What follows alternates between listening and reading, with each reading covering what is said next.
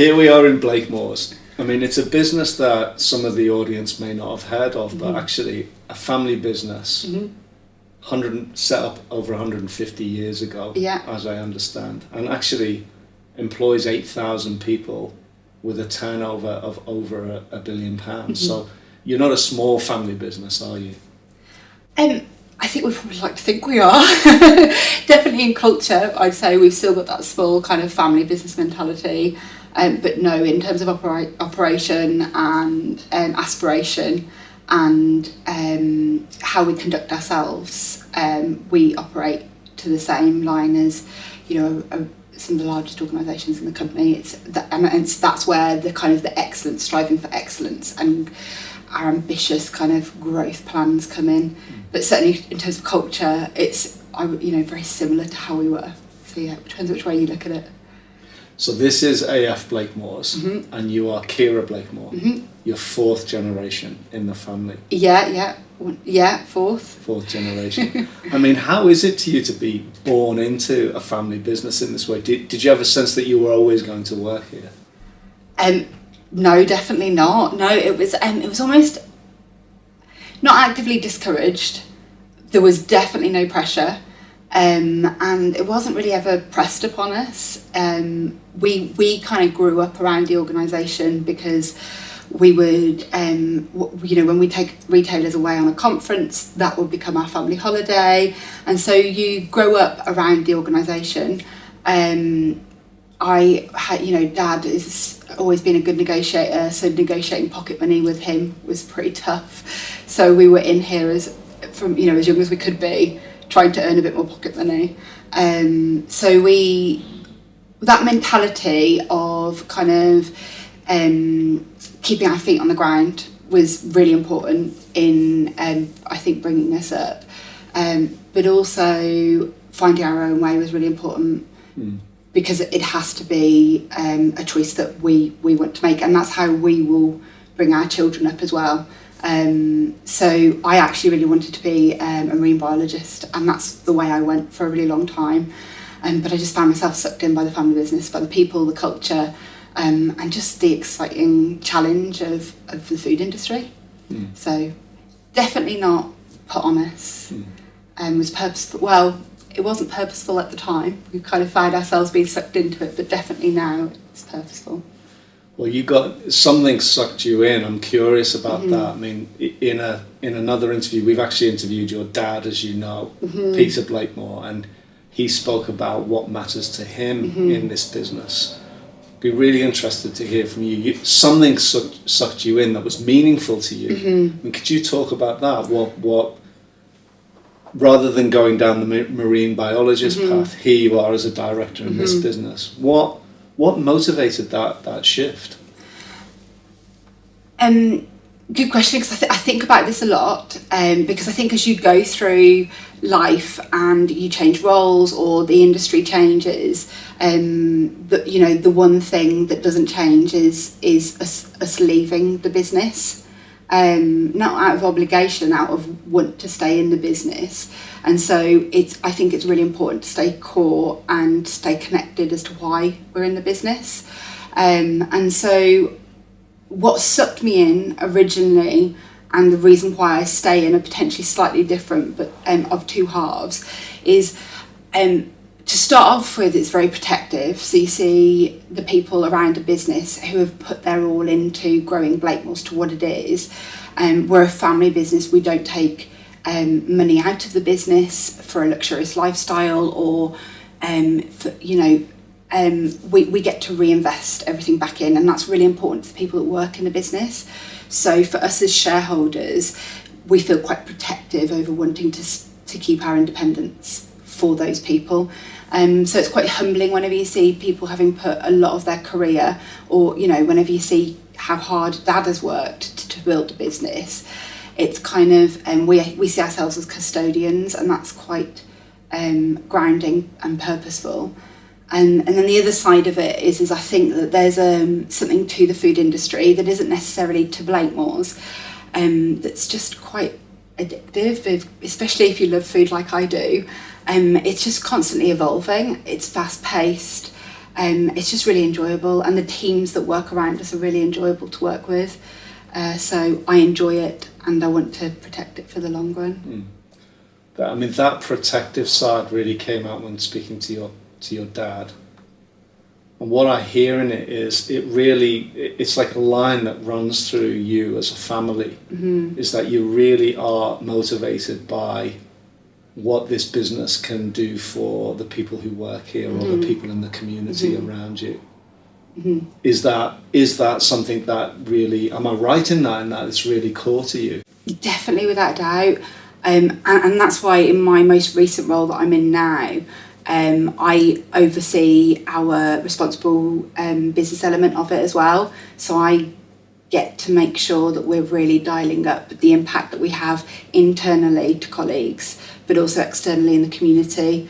I think, business has a really big part to play in communities, but also in the prosperity of the local area. I think we can do things that we aren't governed by politics or by a short-term window of power. It's, our colleagues around us are empowered to drive the business forward, and us protecting that and listening to the local communities is what it's all about.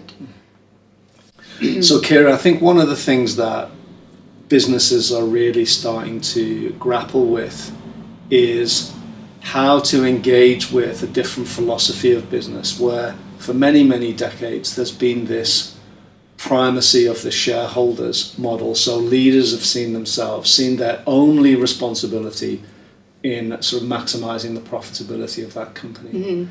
And I think that is really shifting, but it's still, many leaders are struggling with how to make that shift and looking to how to do that. Now, the thing about Blakemore's purpose, I mean, it's written here behind us. You talk about running a family business that's profitable and sustainable. So clearly profit and sustainability matters, but I'm interested in the words it says, for the benefit of our staff, customers and community.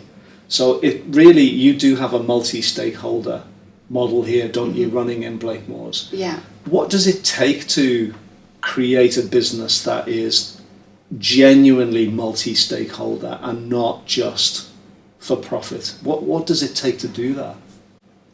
Well, I think whenever you look at the profitable side of it, if I address that bit first, is profitability is really important to us, but it's important to everybody in our organisation, and for the purpose of reinvesting back in. So if me and my team beat our budgets this year, we know that we can do more next year. We have more to play with, more to go after, and that kind of generates quite a purpose in itself. So the drive for profitability is still there, but it's connected. It's connected to colleagues, customers and community, because they are equal beneficiaries in what we do. And it's connected by listening, but like properly listening, like deep listening, understanding each other's businesses and each other's needs. So you can take that through anything. Our business partnerships with our retailers, they're often family businesses themselves who have got different challenges, and us understanding and tailoring what we can do to support them grow their business so they can be as sustainable and as profitable as they can be. But through our partnership, it's through listening that way, or through listening, say, with our communities, not just presuming that we know what they need and on a team challenge day parachuting in to fix a problem that we think is there, but actually just having that constant dialogue, and it's continual. It's a way that we do business, and that's what makes it sustainable, because the goalposts change continually, don't they, in terms of what the market needs, what consumers want, but also what communities, colleagues need as well and want from the business. So profitable isn't, and sustainable isn't just about money, it's about how to enrich each other's lives and the communities in which we trade. So it sounds like one of the ways that you have created the reality of a multi-stakeholder business is that you've given profitability around here amongst the thousands of people. It has a really, really healthy, positive meaning to them. because that profitability is not, it's not profit that's going to the few to be spent on excess, but they see that that profit is there to invest in their livelihoods, to invest in the community, to invest in, you know, the society at large. They see it in that, they see profit in a very, very healthy long-term way. Yeah, and I think that they see that through the reinvestment. So they see that if they're customers through the reinvestment in the value that we're adding to their business. So we're not just moving boxes, we're making their businesses stronger. And the more that we have to spend on that, the greater their business is. Or they're seeing it if they're, say, the community and how much we're spending in donations, charitable donations, or supporting, through whatever the activity is, but people see that reinvestment going back in. So it isn't about profit line, it's about where that people are seeing change, and hopefully change for the better. But the more money we make, the more money we can put into, say, training or colleague support. Around health and well-being is really big for us at the moment. So the more that we can put into that package of support that we're giving customers, colleagues and communities, that all comes from the profits that we make. So might you say that in some ways you have a very vibrant purpose for profit? So the purpose of the profit is very vibrant here. Yeah. It's known what it's for, and it's to reinvest in customer, staff, colleagues, and in the sustainability of the business. Yeah, and it means something different to different people as well, and so it's quite personal. And I think they because we listen and tailor, it makes it harder to explain, because it isn't, this is what it is. It doesn't mean that the money we make today goes to one thing, or it is tailored to the stakeholders that we're talking to at that time in whatever location. So yeah. And I guess the proof's in the pudding, because you've sustained this business. I mean, and the food industry, retail industry, it's hard to pick two more dynamic sectors, really, isn't it? But you have sustained for 150 years. So there's something about how that purpose has supported the longevity of this organisation. Is that an ice cream, man? Yeah. So whenever it's really hot, we get everybody in the warehouse ice cream. And it's really hot. Yeah. So everybody's getting ice cream, sorry. Is that what that is? That's what that is. That's fantastic. Okay. So the purpose behind that is what? About the ice cream man?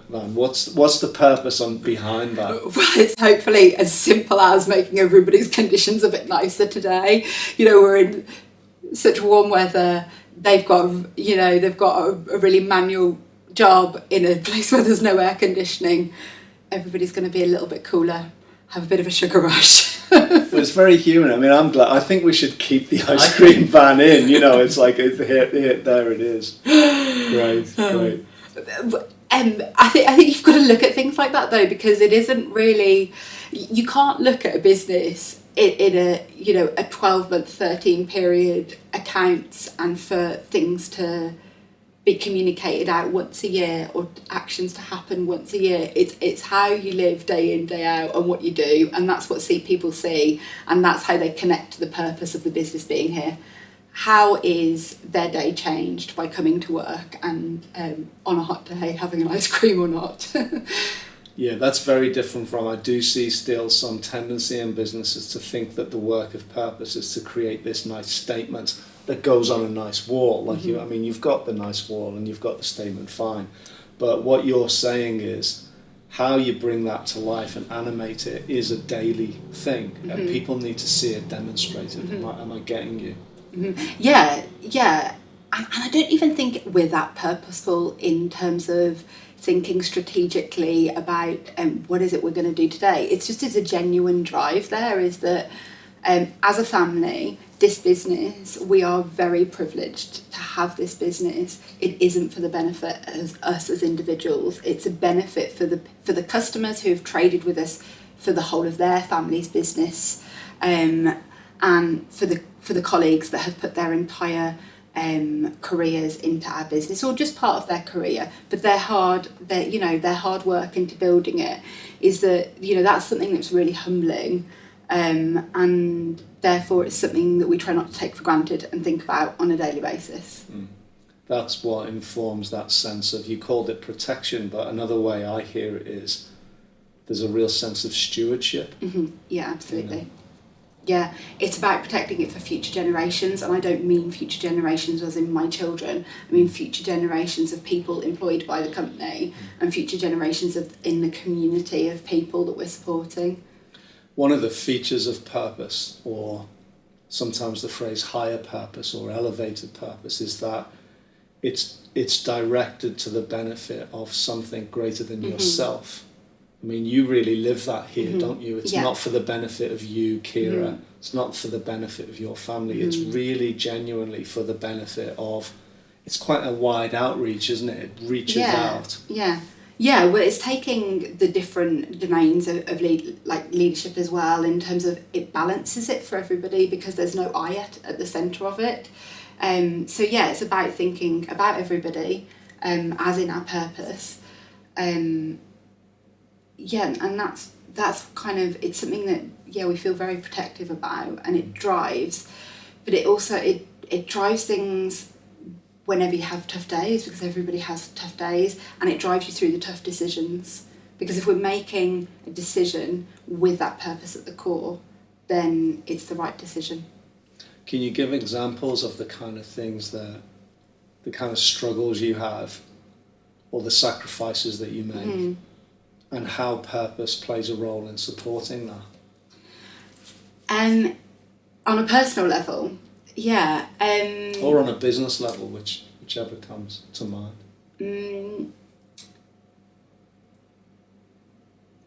So try not to dwell too much on it, to be honest, but it's a good question. I guess in terms of, so a really good example of what I was just talking about in terms of sacrifices on a business level, which is the easier to answer, is, so we sold, we had a cash and carry division that we sold, or we had to take the decision to close some of those depots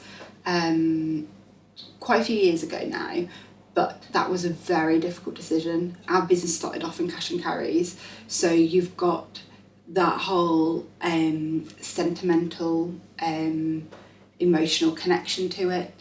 It's who we started off as, but it wasn't the right thing for the sustainability for the entire 7,500 people that we employ. And actually, whenever you kind of put it into that perspective, which connect to the core of what is Blakemore's about and what is my role as a shareholder in it, it drives you through. So it carries you through the difficult sacrifices. And on a personal level too, I have a huge Irish family who I don't, if I had my way, I would be living in the Glens of Antrim, surrounded by them. We're a really close family. The business is over here. That is simple, but it's an example of a sacrifice. And you have to ask yourself, well, what is it that's important to you in life? And this is important to me. I think if I were doing any other role, it would have to have a strong purpose, but this one is fairly ingrained in me. Yeah, it really makes sense, doesn't it?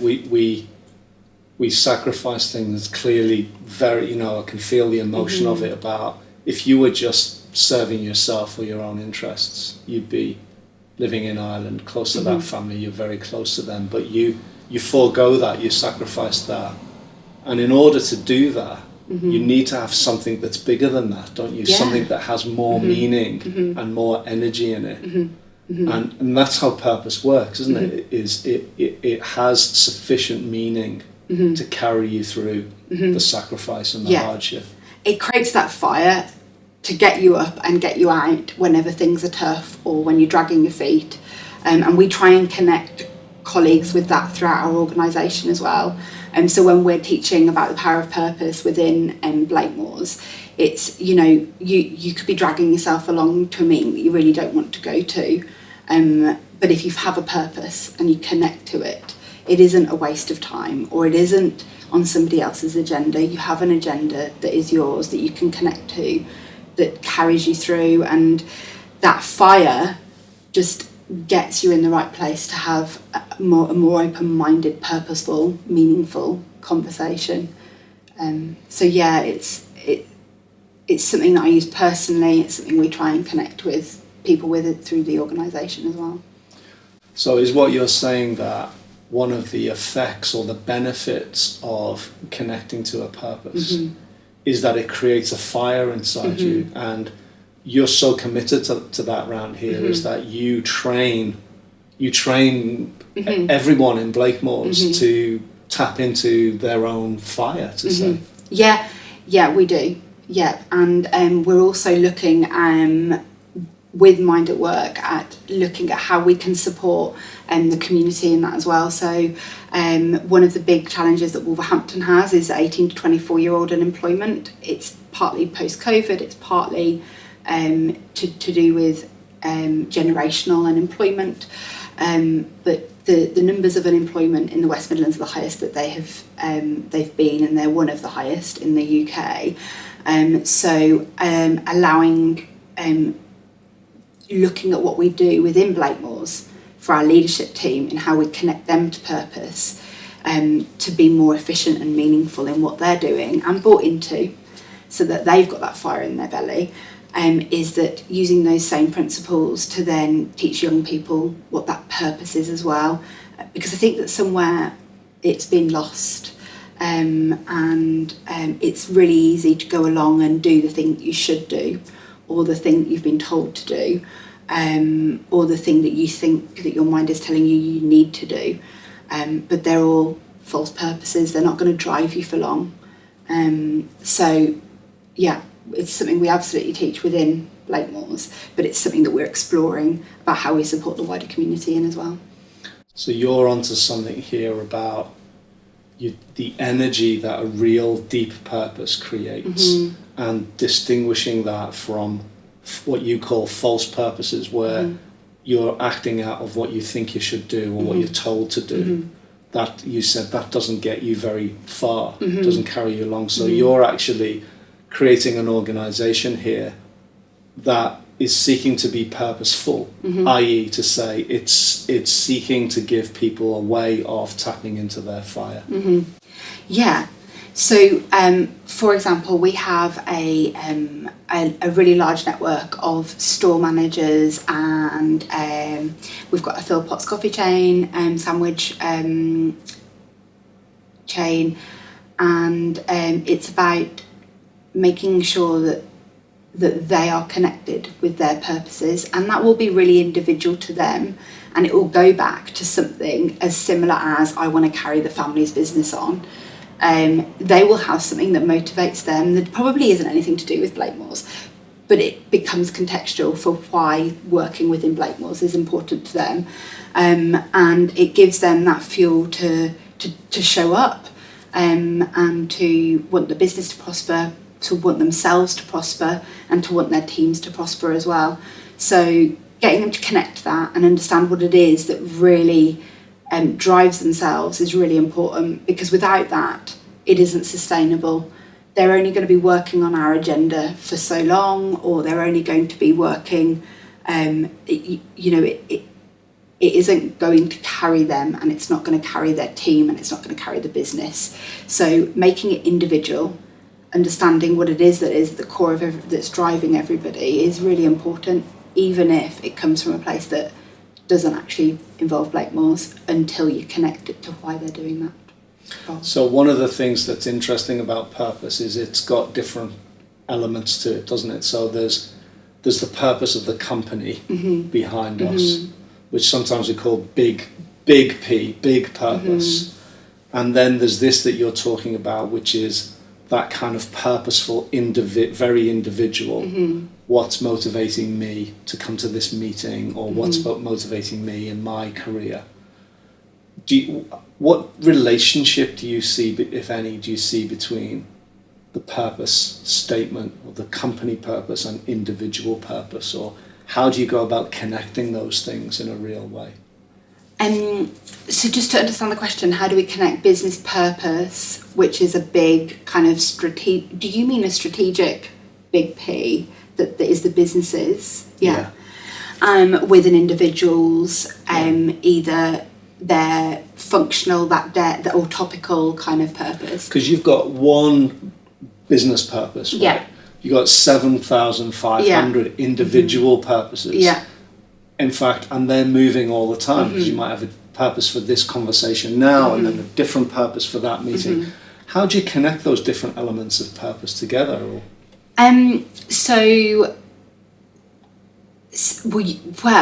It comes into partly to do with our communications around our strategy. So making sure everybody is aware, for starters, of what our purpose is, which everybody is. Everybody, that is unchanged and has been unchanged for a really long time.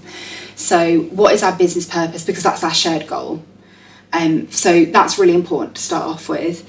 And then breaking it down, and breaking it down into two ways. Breaking it down into what every division, department, individual's role is in achieving that, because we all tie together. So that's really important. That's the first way. And the second way is what is the strategy, then the business strategy that sits underneath it. And then again, how do they have a part to play in that? So for example, we have a 3-pillar strategy, business goal strategy, and we have a 3-pillar culture goal strategy. And cascading that down through the organisation, we've recently had a new CEO. She has translated what we're achieving a different way. Currently, we're translating that down into teams, partly informational, to say this is the plan, this is the translation of how we get to that, and partly to workshop it with them, to say, what do you think? How are we going to activate that as teams? So everybody sees themselves and can connect themselves to a purpose that builds up to that one goal. And then through our leadership coaching, we then break it down on a personal level. So we teach colleagues tools of purpose generator to say, well, I choose to do this because, and we workshop it with them. And we do that, so all of our leadership go through that, but we connect to that quite regularly, so we use it within the language of our business. So every meeting starts with a what's your purpose? So that if you're turning up to a meeting, it isn't because somebody's called you to, and I'm going to go along as a passenger. We aren't a business of passengers. We're trying to create a business of purposeful individuals who are connected to, why am I here right now? What do I want to be getting out of this for my department, for my division, for my team? But that is connected through the business strategy to the bigger purpose.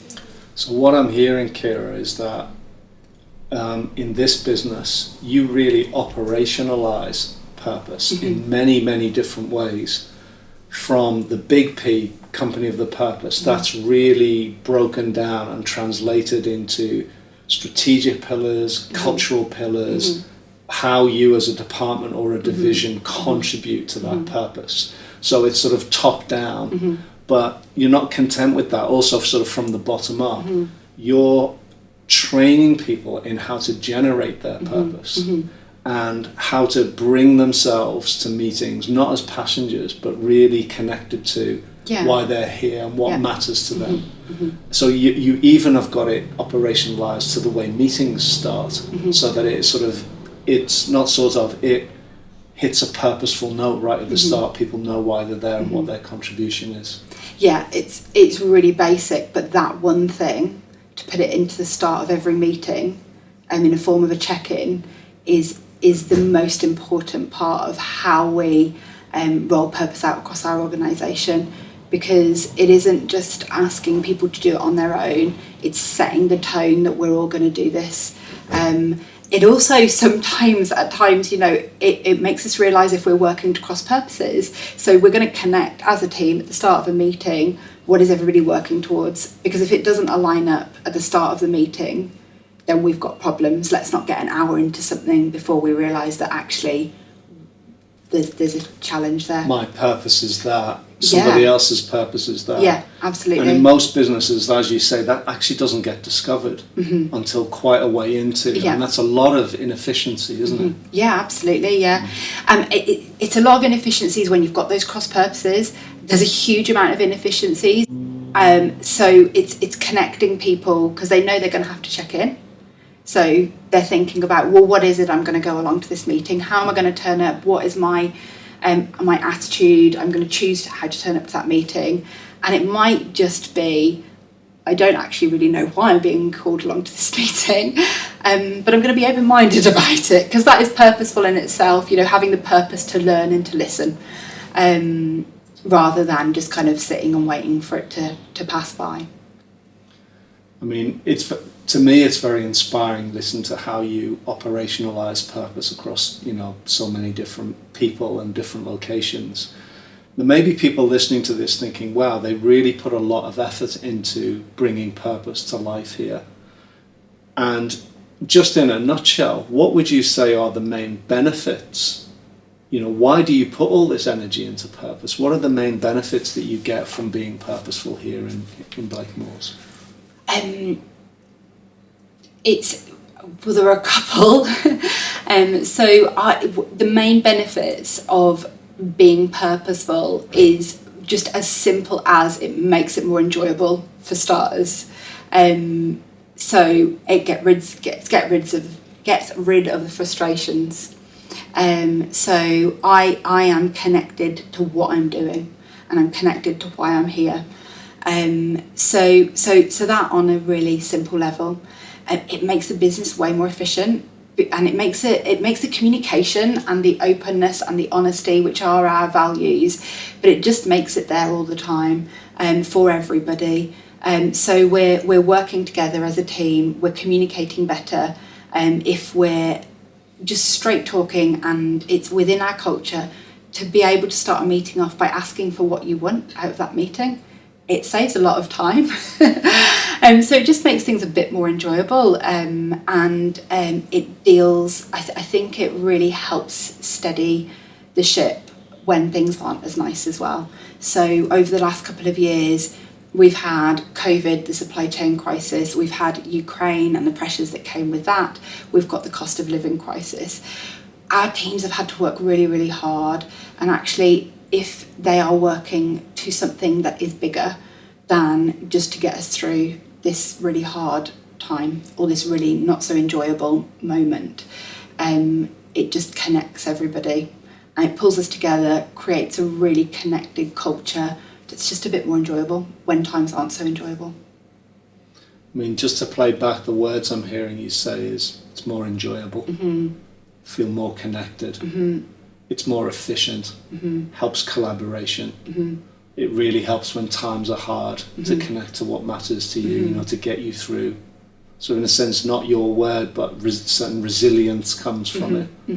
So these are some of the things I'm hearing from you. Did I miss anything out in that? No, I think that's quite accurate. I think, and it's not that we're abrupt or that we're a really efficient kind of a business at all. We connect on human connections all the time.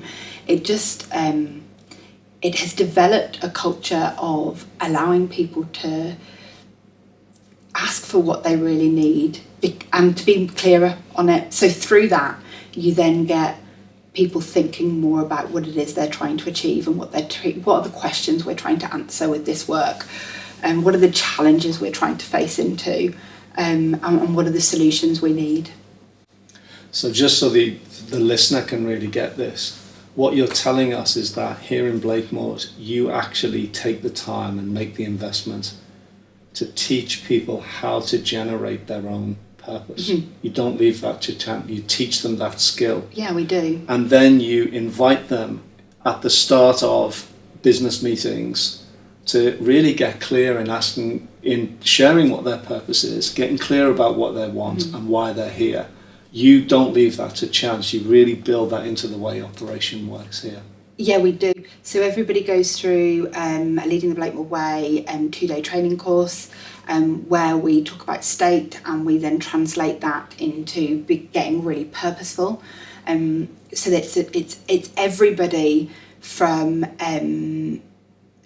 management level up. It's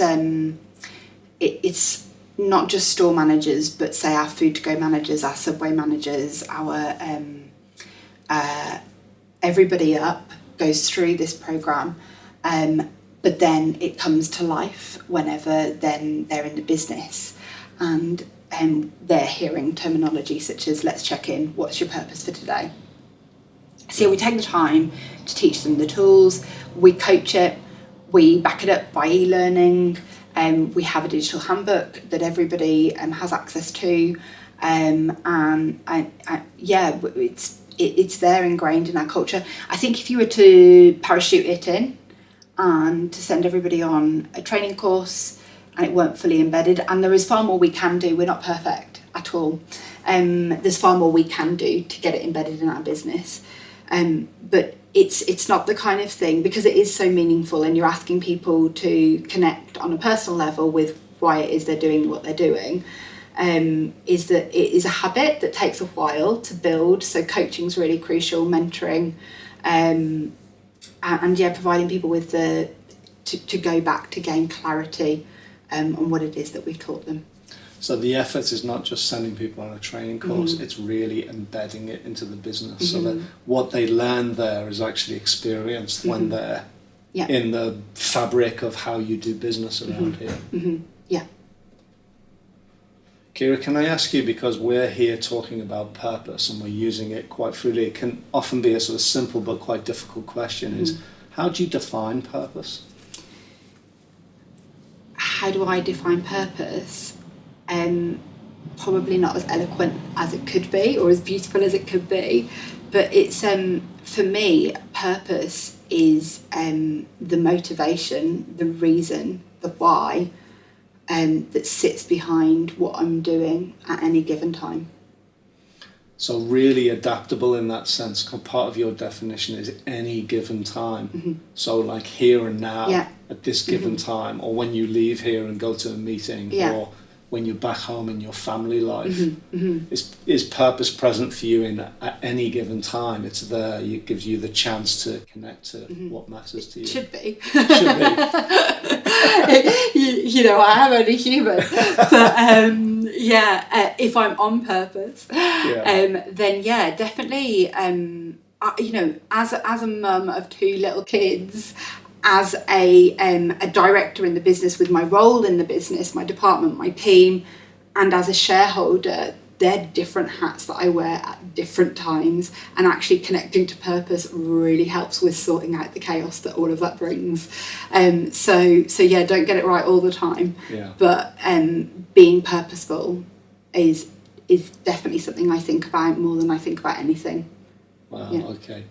And what you're wanting us to know is that there's a humanity in this. You can't be purposeful all the time, in that sense of really being conscious, intentional about your purpose. What you're saying is you try to do that as much as you can, but there's a humanity of I don't always do it. And yeah, absolutely. So it was a really ridiculous example, probably not the best example, but something as simple as having a purpose and a connection to what it is you're doing at any one given time. I was on my way here today and needed to nip into our local store to grab a sandwich, but also to pick up a few things that I know are going to need for home for later tonight. As soon as I stepped out of the car and was walking through the door, I was thinking, I noticed something about the store, about a display that threw my mind, and I was off purpose. I was straight away then back thinking about something we had been talking 2 days ago through store visits, and I completely forgot to get anything other than the sandwich. So, that's an example of when it doesn't work, really basic. But, having that purpose that connects you to the moment that you're in, whether it be a specific meeting or spending time with the kids, or, not having cross purposes, I think is really important. I think when we do have cross purposes, you can achieve things, but you're not going to achieve either of the things that you want to achieve as well as you can. So if, for example, if I've got half a foot in the camp of parenting and half a foot in the camp of dealing with some work emails, neither are going to get done very well, or I'm not purposeful in that moment. I've got cross purpose. I mean, that's a massive thing that you're speaking about there when you say purpose connects you to the moment that you're in. Because that's a really big life challenge, isn't it? Because the mind can be so distractible. But actually having a purpose and noticing that you have other purposes, cross purposes, as you say, can really distract you and take you from what you're really doing. So, I mean, that we didn't talk about that, but it's a real benefit of purpose, isn't it? It's really connecting you to the present. Yeah, and that's what I'm coming back to kind of work and in work meetings, is that I'm sure everybody's been in a meeting where you start off talking about one thing and it just gets conversation creep. You end up spending then the majority of time talking about something different. I'm not saying that we get this right all the time, that still happens, but connecting to purpose to start off with and agreeing on a purpose. And also sometimes we do that whenever we have strategy sessions by, we still have flip charts in the corner of the rooms, because actually it might be that the first thing you do is that we want to workshop a purpose. It's written down, we're all connected to it, and having it there as a visual reminder when you do creep off is quite handy. So yeah, it's just an example of starting off our meetings in the work context of agreeing on what it is that we're trying to resolve or to talk about or to connect on up front. Helps then that somebody around the room surely will pick up on when we're going off to bring us the rest of us back. So Caoire, what do you think is at the heart of being a purposeful leader? What does it take? For me, it's about connection. It's about connecting to start off with yourself. So as a leader, no day you can't predict what's going to happen, what the team needs, what the business needs. Particularly in the food industry, it's fast-paced and you need to be able to respond and balance all of that.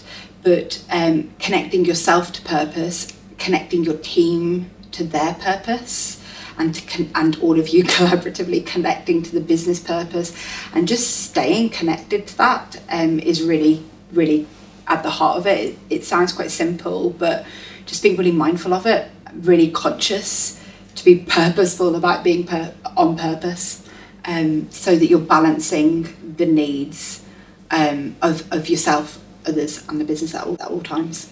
So the heart of it for you, I'm hearing, is connection. That really holds it all together. It's very connected leadership. So you're connecting to what matters to you. You're helping other people connect to what matters to them. And then you're connecting all that to, well, what are we serving here? What's the context? What's the business goal, to just put it in straightforward? So it's that connectivity between self, others, and business goal. Is that what you're saying? Yeah, and to build on that further, for us at Blakemore's, it's also really important, the way that our business is made up is that we're constantly connecting then also with our community and customers, and that understanding, that shared purpose, shared agreement in purpose, it is really important too. So yeah, it's bearing all of those people in mind. You've mentioned several times about how fast-paced the world of food is, and food retail. I'm imagining in that you have to adapt a lot and constantly create and innovate. And I know your dad really has that spirit running through him, doesn't he? He's constantly looking for new ways. And Blakemore has had to innovate a lot to sustain over 150 years. Do you see any relationship between purpose and innovation? Well, yeah, absolutely. And I think that you have to innovate with purpose. If you innovate for the sake of innovation, it feels a little bit airy to me. So what is it you are trying to do? So what is the the market insight that drives innovation? What's the problem you're trying to resolve, or the gap that you've identified? why, an innovation is doing something slightly differently, and it's connecting to why would you want to do that in the first place. And I think that's sometimes where innovation fails. Somebody has a good idea that sounds fun or sounds like it could be something, but they haven't made it purposeful by looking at what is it a problem we're trying to resolve? Is it an opportunity we've identified? Is it a way we see the market going? What is the purpose of that innovation? So they're definitely connected. The success of it is connected. Yeah, sometimes you see innovation coming from a sense of how can the company make more money. I mean, that's often the way it starts. Mm-hmm. Or the team isn't really collectively grounded and connected to the purposes mm-hmm. that sit behind the creativity. And that's what I think I'm hearing you say, is that it's really important to ground the start of innovation in a clear sense of purpose and mm-hmm. what's being served. Mm-hmm. Yeah, absolutely. Have you got any examples in Blakemore's where you've really brought that to life? Of where we've used purpose to feed innovation? I'm sure there are loads. Yeah. I'm trying to think. Well, yeah. I mean, just yesterday in our leadership exec, we were talking about this very thing. We've got quite a lot of food trials happening at the moment, and it's just clearly connecting to what the purpose of that trial is, and everybody being aware of that too. So having everybody else connected to what that purpose is, because whenever you innovate, you put something into test, you see whether it works or not. But when you come to review it, if you haven't agreed what it is that you're trying to achieve, you're going to get 10 different answers as to whether it was the right thing to do and whether we should then spread it out. So yeah, it's a little bit like the start of a meeting, putting the purpose in there first is really key. In terms of thinking of an example, but yeah, during COVID, we found that we needed to be able to deliver product to customers that potentially weren't able to call into their convenience store. It was purposeful for a whole load of reasons. Actually, there was a real business need, there was a real community need, and it was an opportunity as well for us to try out a part of the market that we had never tried out before COVID. The team mobilised themselves. They got behind that purpose and they mobilised themselves so quickly, probably quicker than we've ever innovated before, and trialled a couple of different things, connected to a purpose, tested which one was best, and we then rolled it out quite quickly. So that's our home delivery through Snappy Shopper, which just has gone from leap to bounds, but it's also added a whole new dimension to our business. We're not just meeting different customer demands, we're accessing a different part of the market because they're different kinds of customers too. Mm-hmm. Are there any other examples of innovation that really started from was really purposeful? Mm-hmm. You see, whenever people talk about innovation, they quite often think about what are like the big step changes. And we've definitely had a lot of those, but I would say in recent years we do smaller step innovation, closer to home, and that's why I'm struggling to answer that question, because it's kind of a part of how we do business, is that those small step changes. So to me that question is there any business development that we've done that has been really driven by purpose? And it's as basic as what they all are.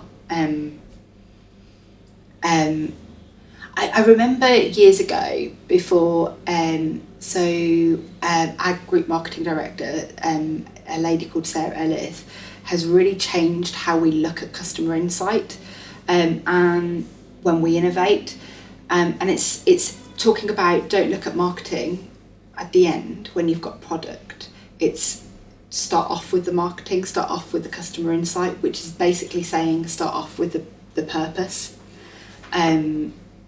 Because if it isn't clear what it is you're trying to do from the start, when you then create the solution and are then about to launch it, it's too late to think about why is it that this is relevant to whether it's a business customer or a consumer customer.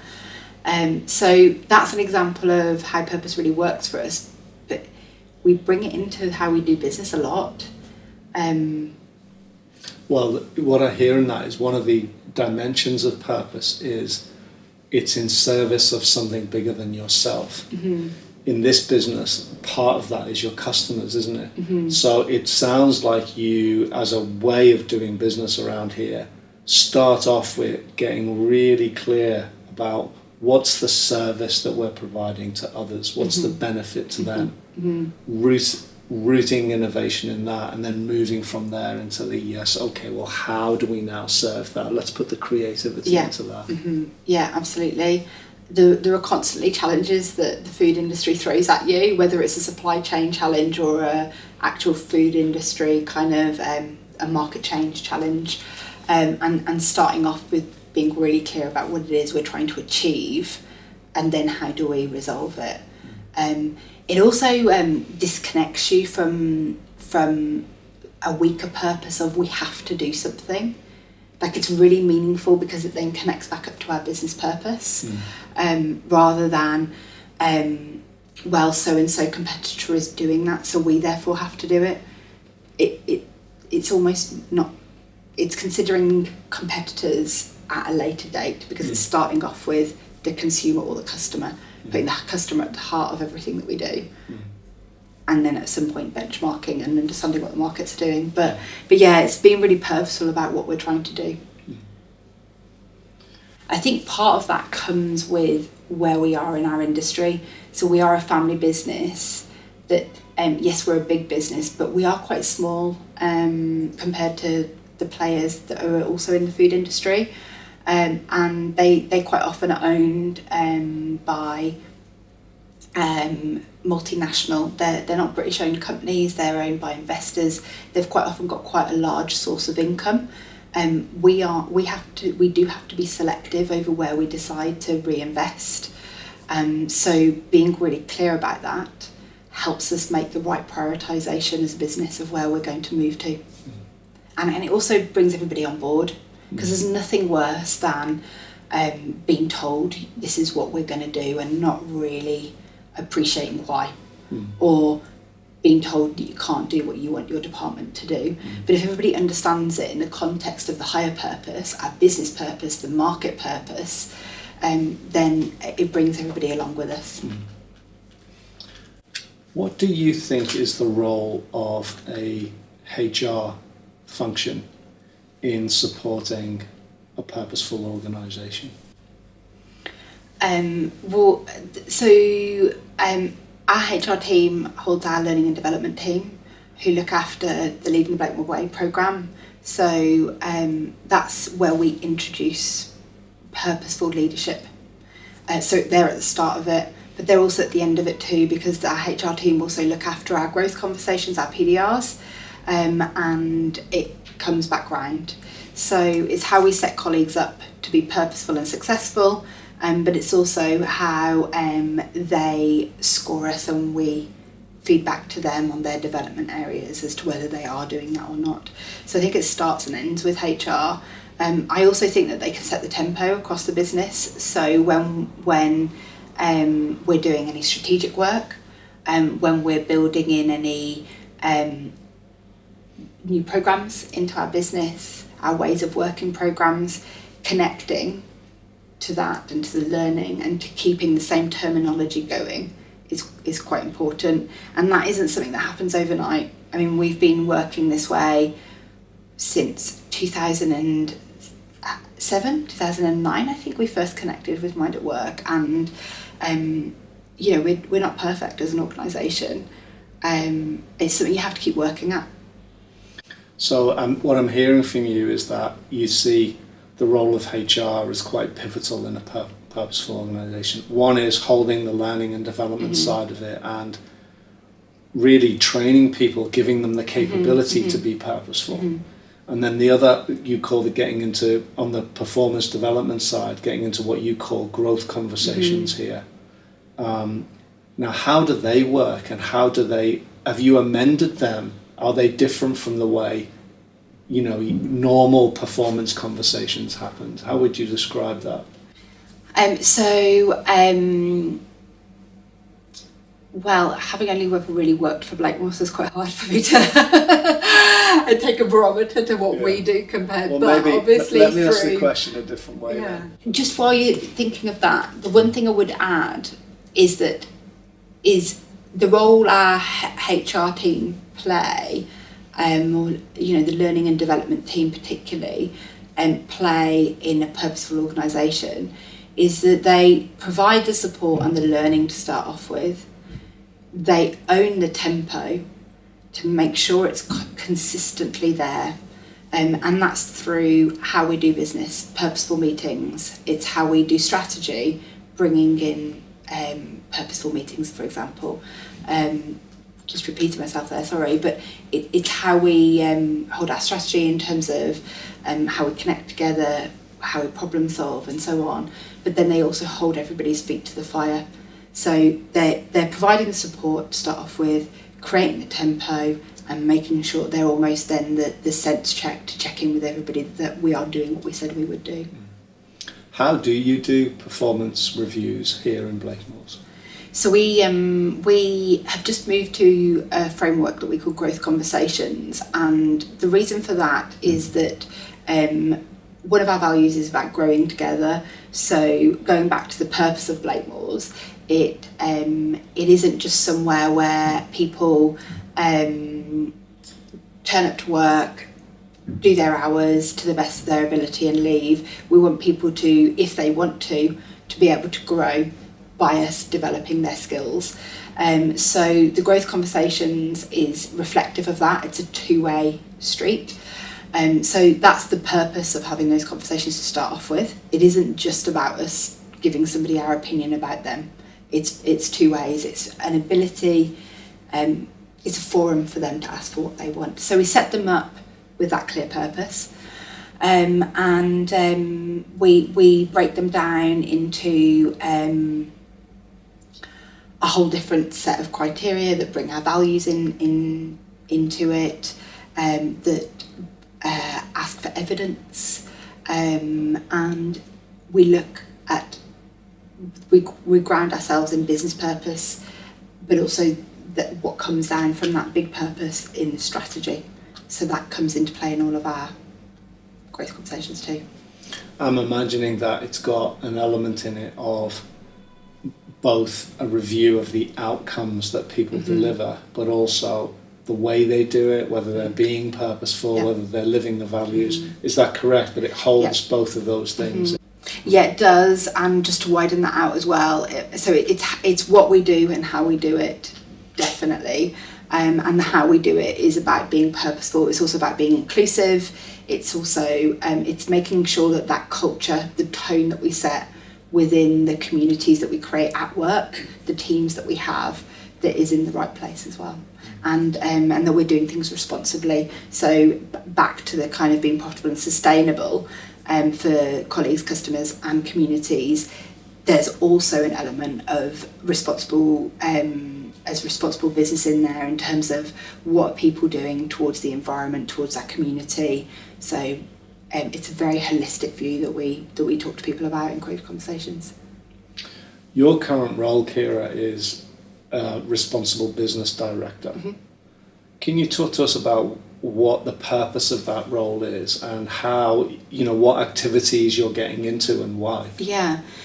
So I divide my department into three. So we have our environmental and sustainability agenda. We have our workplace agenda, which is health and well-being and diversity, inclusion and equality. And also we have our community pillar. Some of those are more have been around for longer than others. The purpose of having a separate department isn't because we address it separately. It's to make sure that we are providing the most support that we can to the departments and divisions that are going to deliver on those because that's where the delivery of it happens. It isn't a department that whose purpose is to do it.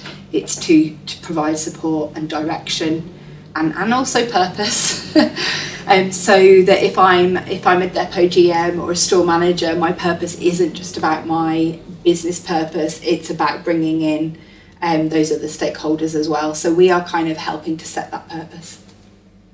It sounds to me like another way in which you operationalise this wider stakeholder approach that you take.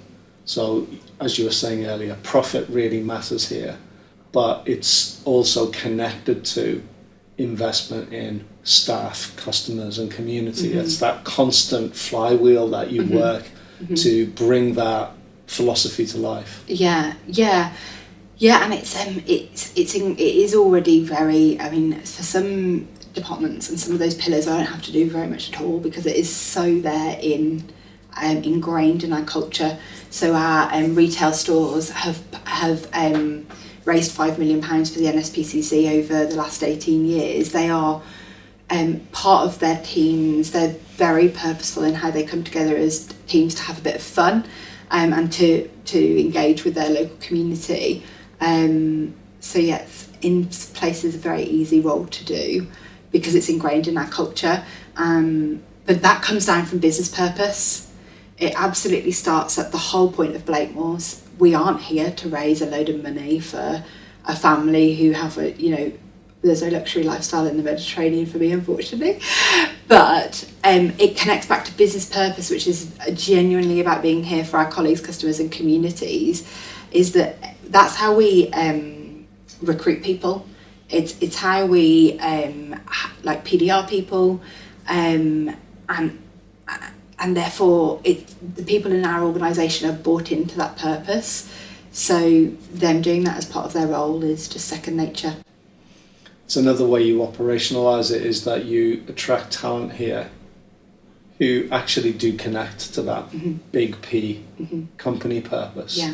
And then you support them to live it day to day in the kind of little P, my sort of purposefulness in each mm-hmm. moment. Yeah, absolutely. I think you can teach a lot of the little P a lot more easily than you can connect to the culture of the big purpose. It is about being regenerative and having that ability to have a wider view of a wider stakeholder view. And people either get that or they don't. And it's really crucial that we bring people into our business that do get it, because you can teach people skills to flourish in a particular role, but to have that connectivity to that bigger picture, wider view, isn't as easy to teach. So we definitely recruit on it. Yeah. Caoire, you've been talking about being purposeful and how that connects you into the present moment. And you also shared with us that you can't do that all the time. You know, sometimes you have that presence of mind and you're on purpose, and sometimes you're not. And I'm curious to hear from you about, in this ambition that you set yourself to be a purposeful leader, what's hard in it? You know, what are some of the struggles that you face in being a purposeful leader? I don't think it necessarily comes down to even about leadership. It just comes down to the reality of personal life, of life. Is you can be really clear and on task and really driven by something you're trying to achieve, and the smallest of thing can just set your mind whirling, and before you know it, you're suddenly in a shop and not buying your sandwich and food for the kids later, but just buying the sandwich. Yeah, I think the struggle about staying on purpose isn't anything to do as a reflection of a purpose about leadership necessarily. I think it's about recognising that we're all human. You can be as on task about something as you want to be, but something will happen inevitably, or your brain will just suddenly kick off about something else. So an example is where it's happened to me quite a few times in, say, board meetings, we're going through financial accounts, and instead of saying absolutely on purpose about the financial accounts, the narrative will throw your mind off into solution or into innovation. And before you know it, you've stopped listening to the FD or whoever it is that's talking you through it, and you're in your head thinking about what is it I can be doing here. So you've lost the purpose in that moment. And I think that's the struggle that you always have as a human, as a leader, whenever you're balancing yourself, others and a business, and trying to stay on purpose. And with that comes just self-awareness and just giving yourself a bit of time to constantly connect and constantly think, what is it I want to be achieving here? What is it that they want to be achieving? What is it we need to collectively achieve? And just connecting with yourself, connecting with others in the conversation, and not feeling, it's easy for me to say, but not feeling hierarchical about it, in terms of just stopping everybody and just saying, can we just check what it is we're trying to achieve here? Or just taking a moment for yourself. So yeah, the struggle is definitely real, particularly probably for me topically with having small children. It just takes having a bad night's sleep to create a bit of fog in your brain, which takes you off, it allows purpose creep to come in quite a lot. But just constantly kind of connecting I find that really useful, and it comes with time of practicing. So what I'm hearing from you is that being purposeful is a function of personal awareness. Mm-hmm. So you can set out with a purpose, but then inevitably either the mind wanders off or something happens, something else comes in, which gets the mind going and takes you off purpose. So what you're saying is that's a big part of the struggle, is noticing that you've gone off purpose and then either bringing yourself back to what's my purpose here, or having somebody else checking in and saying, actually, I think we've drifted from our original purpose here. So it's that sort of constant struggle to bring the mind back to the present moment or back to the task. Am I getting you? Do you think is that what it is? Yeah, absolutely. Yeah, definitely.